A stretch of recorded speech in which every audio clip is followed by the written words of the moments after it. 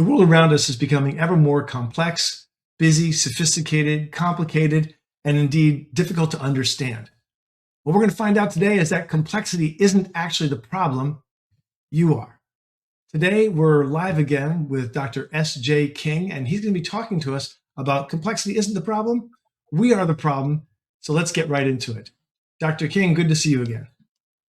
The you may be a little strong there because I am too. So it's sort of, and we all have an addiction with simplicity. Mm. And I think even after 20 years now of trying to understand and reading psychology and philosophy, we really are no further away from that. Mm. Even though if you read books about wisdom, they largely teach that you do need to embrace the complexity in the world. So I'm going to talk about first simplicity and then how to embrace complexity. That's the goal that I'd like to go through here. And so there's various ideas as to why we simplify. Mm. The first comes under a bucket which I think of as schemas and stereotyping, and we all tend to do this, even generalize, right? You can think about it at the cultural level, or and so the ways that that takes place is our brain builds, for various reasons, but our brain builds mental models of the world, which is fine because it makes it easy to understand. But then we force new experiences to fit into those boxes, which is a form of simplification, right? Right. The second is assimilation, which is I see something new. This is like something I've done before, right? So again, in some level, you're simplifying, and we simplify or stereotype rather situations in the same way as we do people, Mm-hmm. right? And we will kind of get so driven towards simplification that we actually increase complexity. Okay. I know that sounds a little but I'm going to give you a quick example. Um, it During the occupation of India by the British, um, the British created a law that they would give a reward for dead cobras because they didn't like all the snakes. Right. Right. So the industrious Indians uh, started to breed cobras and sell them to the British. You know, and then eventually the British caught on to this and they said, no, no, no, we're not going to pay for cobras anymore. So the Indians released the cobras that they were keeping to sell to the British. So a very simple example, but the British idea was we want to reduce cobras. We're going to do that, and then of course it ended up the other way around. That, although it be cobras, replicates. In fact, during the Vietnam War, what was his name? McNamara Mm-hmm. came up with an idea to measure the success of the war based on enemy casualties. Right. I think that ended up in two things. One is civilians getting ranked as enemy casualties, but also, overzealous counting. Right. So it kind of keeps on keeping on, and so that's one of the drivers for simplicity. Another driver for simplicity is what I think of as cognitive closure, meaning I crave a firm answer, any answer, and I crave that over ambiguity, and Mm-hmm. that gets reinforced in our schools, right? Right. Which is, I need to drive to an answer, and in complexity, the right answer is a trap, right? It's a trap that in a sense, that you fall into. We construct clean stories after the fact. I think in one of our previous ones, I talked about rationality really only exists after a decision's made, not before, right? Right. So we kind of we clean that up, and then in the sense of reductionism, we break things into parts to understand the whole. That's fine for like manufacturing or work processes, but it may work for machines, but it doesn't really work for living systems. Right. Lastly, we optimize. What gets measured gets managed, right? You and I have both heard that. But in a complex system, what matters most is probably can't be measured, Right. right? So you have to embrace the whole. So that's what I mean by the addiction of simplicity. It's not me saying that; those are actually academic theorists who've said that. So it's not that we talked about stupidity in a previous episode. It's not that we're stupid. Hmm. It's just that we're trained uh, brilliantly for a world that no longer exists. We're trained for a world where things can be broken down, where we can generalize, etc. And of course, we talked about the cobras, but almost any generalization, especially of cultures or other people or anything like that, is intrinsically dangerous. It's very we do it. It's very hard to do. So that's kind of what's going on. So we have a natural desire to simplify. Every oversimplification uh, breeds its own problem, Right. right? Hmm. So a simple incentive, a perverse response, more complexity than you were started with, business plans, set a metric, people game it, metrics now meaningless, relationships, oh, you should just communicate more, but talking increases understanding. I mean, is can often be in inverse proportion to understanding. And in your career, follow the 5-year plan, but life isn't linear. Right.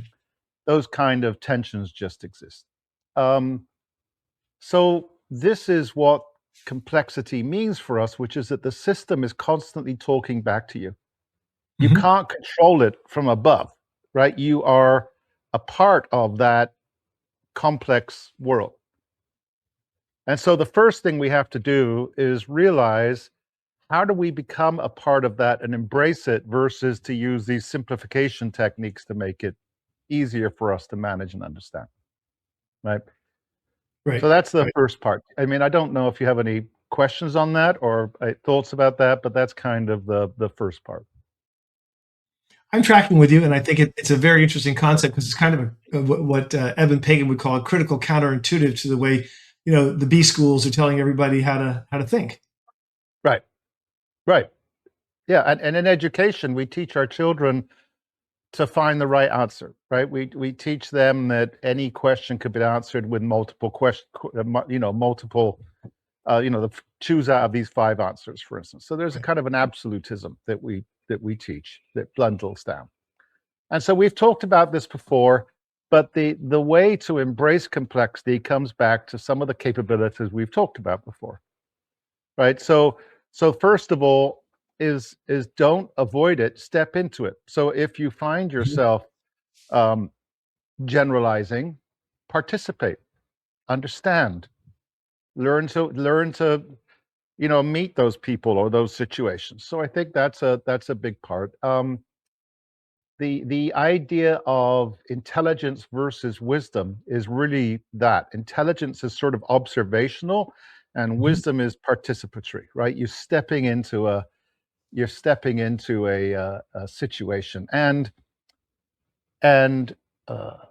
I think it's the Ubuntu that talk about where you are, be all there. Meaning, this Yeah. isn't necessarily an individual practice, but everybody should be bringing other people. What do you think? We talked about understanding your shadow in a previous episode through projection, but whereas the projection is onto other people, and you have a mentor that can maybe you be used for that. I think that's exactly the same here. Mhm. The second is uh, the idea of jazz, not orchestra. Right. Don't imagine your life as following a script, but imagine your life as having the confidence to react to whatever comes up, depending on that situation. The Wu Wei idea, the Taoist Yeah. idea, right? You're probably more familiar than I am, but where we talk about action flowing from deep knowing, Hmm. right? Uh, Confidence is not knowing the answer in advance. Confidence needs to be reframed as knowing that you have the ability to react to that complexity. Yes. You need to act your way into a new way of thinking, Hmm. right? In order to embrace complexity, not to run away from it, not oversimplify it, which is a natural impulse. And then last thing, we've talked about this before also, is in order to deal with complexity, observe the patterns. Right. Don't look for the deep facts. Don't look, because that is just more complexity, but raise it up a level and look at the patterns that are at play, right? Yes. Yeah. So I think we come back to the same definitional parts of wisdom versus intelligence, but in this case, we're applying it to our human propensity to oversimplify, right? Yes. And to question that. Uh, so don't manage complexity. Hmm. Uh, Become complex enough to meet it. Hmm. Okay. Right? Does that make Yeah, sense? it So, does. you almost want to be as complex as the world that you see, but have the ability to step into it, see across it from a pattern perspective, gain insights without judging, I guess, Hmm. Hmm. by seeing that you have this capability. Um, it's more tools have a tendency to just increase the drive to simplicity when you Yeah. think about it, right? So Right. you get somebody that comes along and says, well, here's what you need to do, right, in the world, or here's how to fix this, or well, that's actually driving more to simplicity, not towards embracing complexity. Right. Yeah. So more tools, more self-help, more is not uh, is really not helping you become a different kind of human. Um, and you need to be more present, more perceptive, act from knowing before proving. And it really comes down to this logos versus mythos, which in my world is more of an and. Hmm. Logos has a tendency to simplify. Mythos has a tendency to go deeper, right? Right. Become Right. metaphorical, to explain things at a felt level.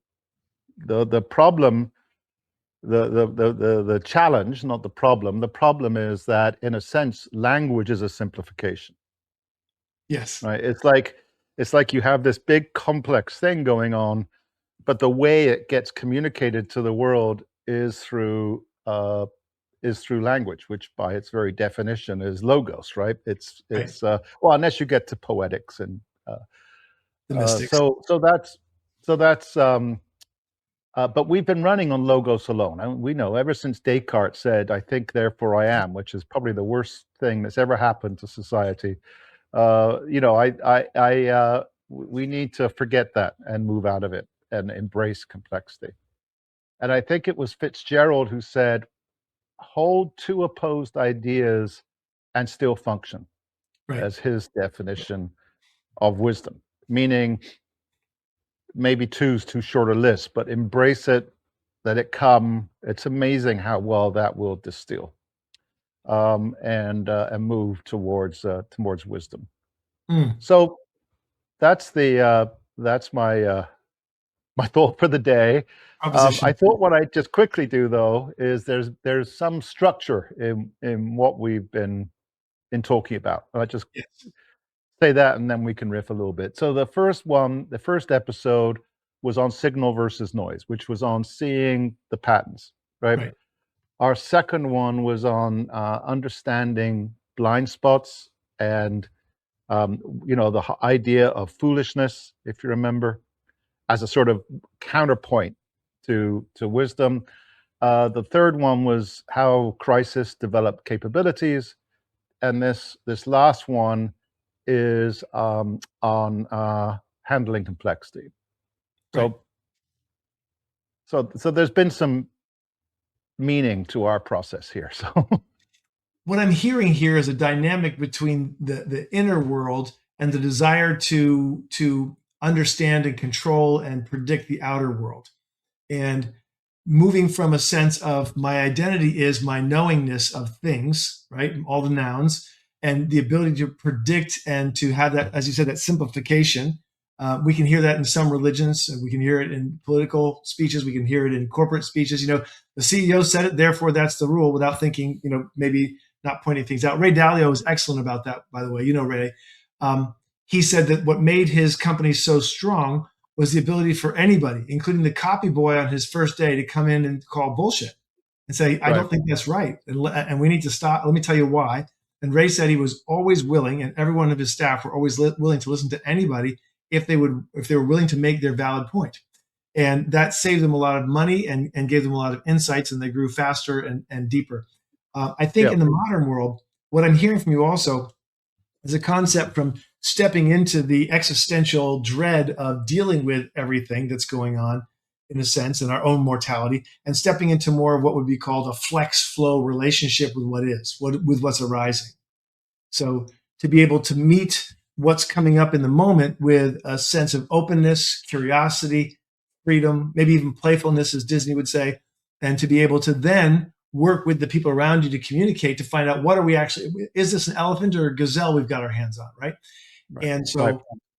so instead of just knuckling under when complexity arises or when things get uncertain, and then defaulting to the simplistic answer and to the known thing, to be able to venture forth into the unknown, to step into it, as you've said. I think that's a brilliant notion for today's world. Yeah. No, I think you're absolutely right. Well said. But the going back to the business idea Mhm. to as a counterpoint, I think a lot of organizations, even the ones I was in, would set a plan and stick to that plan. And the which sound when I say it, it's like, well, of course you'd stick to your plan. Right. But the new data arises and they stick to the plan. So Right. in your example, uh, if you're listening to comments from employees from the market, what that means is that your plan is constantly in change. Mhm. And I'm not quite sure what the word for a constantly in change plan is, because that language is somewhat opposed. Right. And so it's my personal view that you need to set direction. Mhm. You need to say, Here's our intention," Right. but it's I think it's very rare that the plan will actually come true. Right.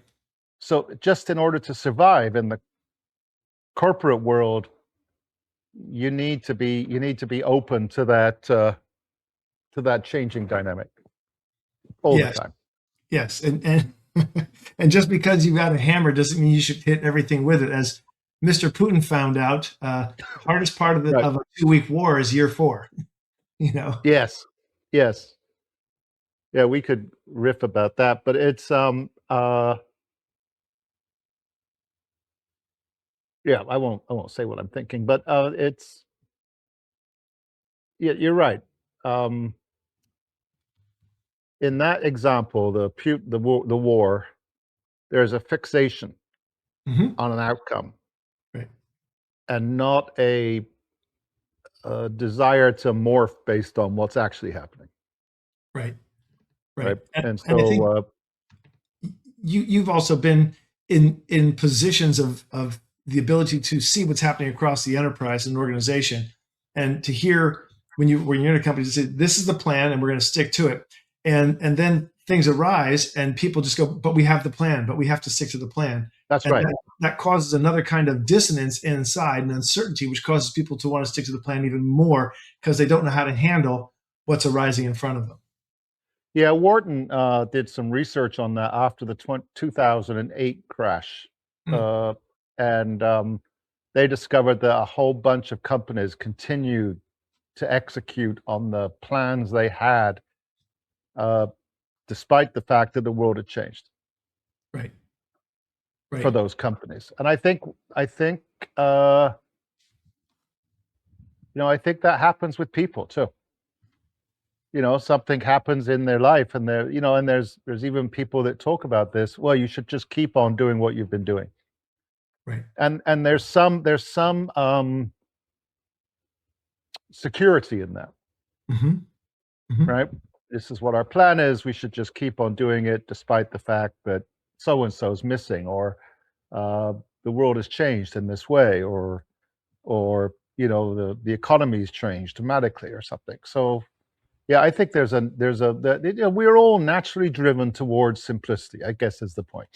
Yeah. Do you think? Corporations, humans, we're all naturally driven to complexity, to simplicity, and we all want to fit things into our mental models of the world. Not a Right. whole lot you can do about that. However, what you can do is to say, I'm fitting this into my mental model of the world. Just making that observation. Oh, I Right. froze. Is important. I'm What back. about? Let me ask you this: what about developing a sort of like the Israeli tenth man thinking, where the tenth man in the room is supposed, and they use man because that's the phraseology from the '60s. Even Golda Meir notwithstanding, the point is that uh, they had a tenth man. The tenth man was the smartest man in the room, was picked to oppose the planning and the structure and the idea and where they were going with it, and to constantly attack the group and find its vulnerabilities in its thinking.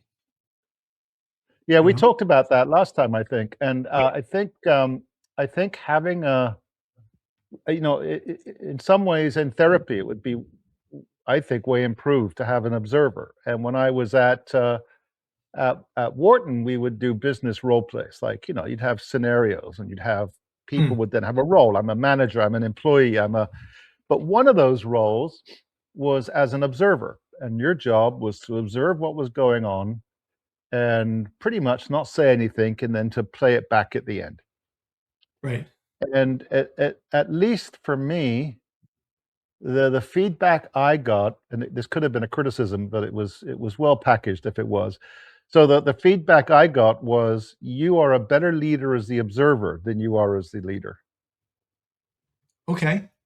right? Meaning, take the time to, this comes back to pattern read. Take the time to understand, because when you're the leader in that situation, you are reacting, right? You're not really considering. You're just reacting, Right. and those mental models, that desire for cognitive closure, to getting to the answer, all of that is at play.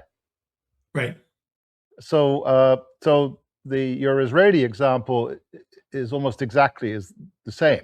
Uh, it's not that I think it has to be the smartest person that's observing, but I do think there's a very critical role for the observer, and in some sense, that observer has more power, influence, some word in that domain, Hmm. over the group than maybe the formal leader does. Well, in fact, in business theory, there's a formal and an informal leader in organizations, and the informal leader has more influence over things like culture and behavior than the formal leader.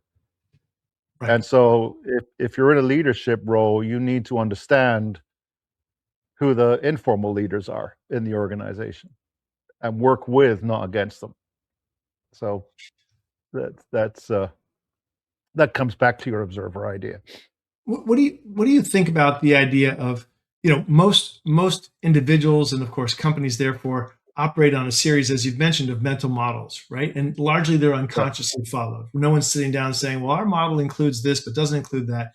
And it seems that if we had more awareness of what the mental models we're operating under are, at least, you know a construction of what they might be and how they might operate, that anytime something doesn't fit or we come into a new circumstance, rather than trying to force it into an existing mental model, the corporate group exercise, the individual group exercise, would be to see what kind of a mental model would fit the actual experience on the ground, so to speak.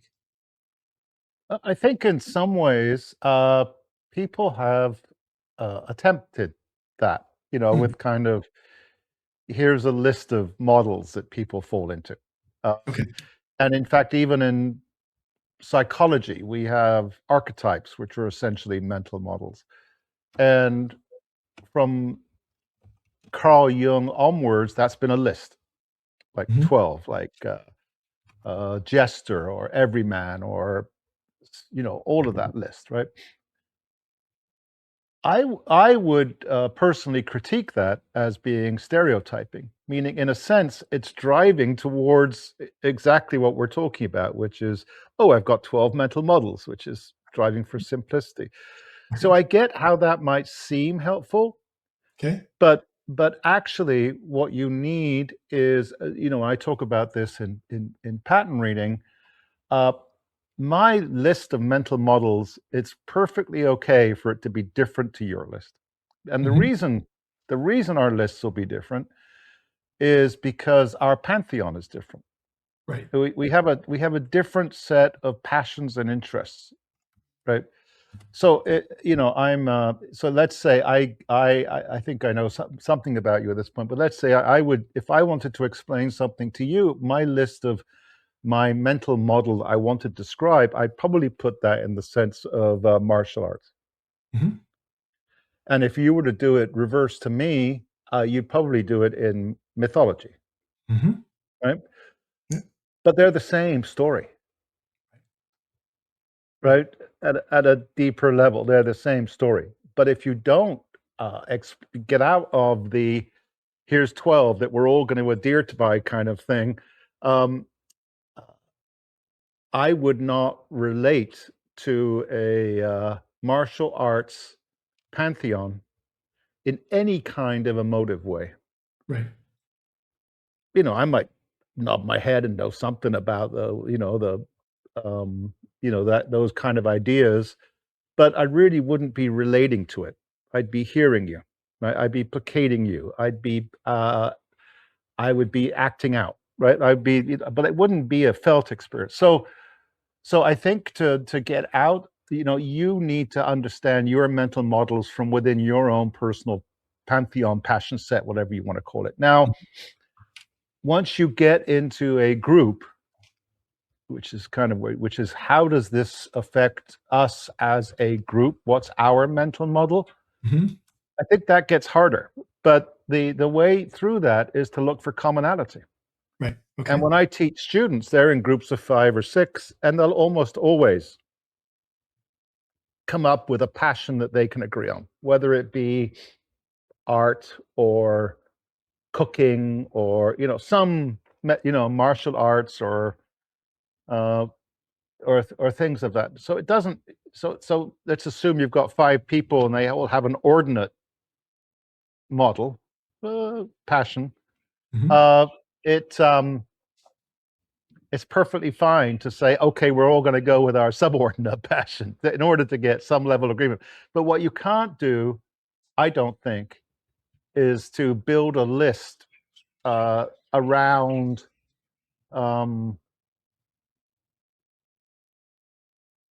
Greek mythology or around something else, because if you can't relate to it, it has no impact, and you're stereotyping again, Right. Right. right? So you've not solved. So great insights, Jonathan.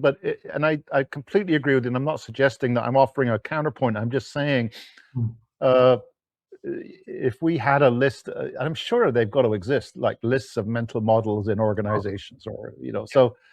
But well, you could argue that the whole DSM is that, right? So, Mhm. so you need to add a little bit more insight and flexibility and passion and metaphor to that. Let's jump into your passion and your pantheons for a little bit, because I think they're so deep and so rich that they offer a lot of examples and a lot of insights. What do you think we're missing? Let's go pre Descartes if we can, or Yeah. go past him again.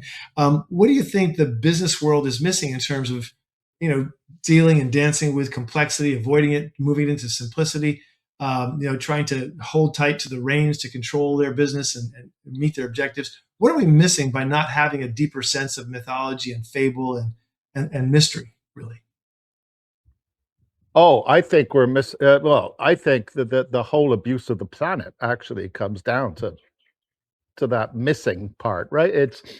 It's how can you possibly make a business decision without considering the world and human beings and uh or a political decision for that matter. It just, to me, seems like those are naturally entwined. Right. So so with that as the quick answer, how did we get here? Well, we started with industrialization, because before industrialization, we had craft, right? We had people that were involved in their local environment, their local society, and things like family. Right. So if every day when you were considering a quote business decision, do I make this pot? Do I use this? Whatever it happened to be, you were naturally entwined with the world around you and with family, for instance. Right. But then with industrialization, we turned people into robots, part of the machine, Right. Yep. right? Yep. So we initially went down this path of dehumanization. Hmm. That's where we started. And strangely, almost as part of dehumanization, but it turned out, was the idea that, wait a minute, if we treat people better, we'll get more productivity. Right. Right. So it For wasn't Yeah. we should treat people better because we should treat people better, but because we'll get more out of the robots, right? If we treat them better, because they're not quite the robots we thought they were. They like, they have feelings, they want to take home emotions, they blah blah blah. It's because what was the idea? I think that the initial idea was uh, it was all about compensation, Right. right? And then it moved to, oh, it's also about environment, and we went through behavioral economic, all of that stuff. That's where we Hmm. progressed. Um, and then we moved in, and that really turned into management. So we went from kind of a system to management, and management had the word man in it, but it was really still about using man to create more productivity. It wasn't about, and then Right. uh, leadership took that another step, which was around evoking the heart in a way, right? It felt like Mhm. passion, those kind of ideas, and and and we also went through educational, because we went through the Taylor process, right, of industrialization. We went through management and management training, and all of that, and then we moved into leadership, and then we decided that could be taught, so we moved into that. But we still have not embraced that complexity, because all of those are simplifications if you think about it. Mhm. And so I believe very strongly that the next step needs to be wisdom, which needs to be, as we've defined it in these series, um, uh, that needs to be where we end up running organizations. And there are examples of this. Patagonia would be obviously the top of Mhm. mind one, for instance. But so there are examples, but it's my belief, uh, in my book, but more importantly in my upcoming book, which is called "See What Others Miss," that this can be taught. Yes. Just like we didn't believe that, we always believed that leadership was intrinsic. Probably we even believed that good management was intrinsic. Then we went through training programs, and now I think that it can be taught. And not only can it be taught, if in the age of AI we don't start teaching critical thinking and everything else, then I think, I don't know the exact number. I'm going to say over half of an MBA curriculum is going to get wiped out. Yeah. Yeah. So And is that, so, oh, go ahead. Yeah. no, go ahead. I was going to say, it seems like there's a contrapposto happening here. The more inhumane the work becomes, the more we have to pay attention to the humane. And then there's a lag time, right? And so now, as we're facing AI, which is the ultimate Descartesian, Right. It is. humanistic That's view of the true. world, Yep. right? Now, what's the only thing that can counterbalance that is moving into wisdom and soul and myth and deeply human context and a whole twinning construct of the world to sort of counterbalance, the AI and the Descartesian overlords, so to speak. I think it takes us back to our first interview, which was, being human in the age of AI, I think, if I recall. And I think that is, we've just come full circle. There is, I don't know that the people that are running these companies or the people in government, not all of them, but many of them, are paying enough attention to the continuing dehumanization. Right. Right. And and there's a pretty fundamental change that starts all the way back with the education system, through universities, into the way that the workplace operates. I think there's a very big changes that's needed. Yes. And it's not an impossible change. Right. But if you view the world in a simplistic way, let's just take an MBA curriculum. You have a Right. mental model of the world, of what an MBA curriculum looks like, Right. right? And so it's very hard to jump out that box and go, well, maybe it should look like this. And people signing up for it also have mental models of what it should look like. Right.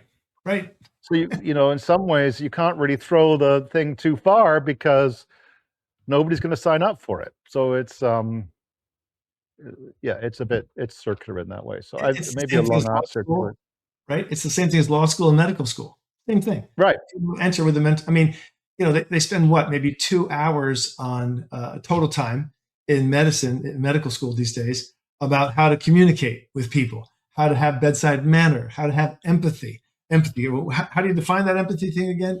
It's sort of like, Right. and in fact, what we're finding out on the other side of the coin is that medicine that's deeply personal and connected between the physician or the service provider and the individual person coming there for healing is radically important, and that there's a distinct relationship between the level of healing the person gets with the same treatment, depending upon the emotional state and the connection that the physician or the medical service provider has with the patient. Yeah. I remember a video some years ago by Malcolm Gladwell. I'm sure he didn't say this, but he certainly said it in the video. But Mm. what he said was, where the world is going is, it's not about treating cancer, it's about treating your cancer. Yes. Yeah. Right. It's And if you don't understand the you in that part, then we're never going to get there. it reminds me of I think it was a conversation between Gandhi and Nehru about the number of people who were drowning in the river, and they had to really change the conditions to help save more people in the river. And Gandhi said, "Why don't we just go upstream and find out who's pushing them in?"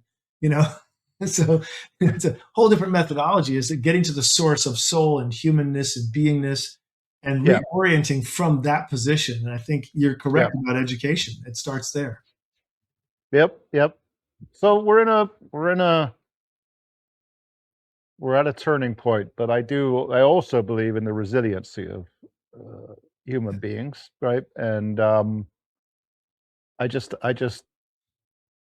but we have a bit of a timing issue. Yeah. Because on the one hand, we have technology moving at a pretty advanced pace. Mm. And we have that technology being run like open AI that's not open anymore, right? We have it running at on the one hand, and then we have the need for human adaptation, and one is clearly outpacing the other.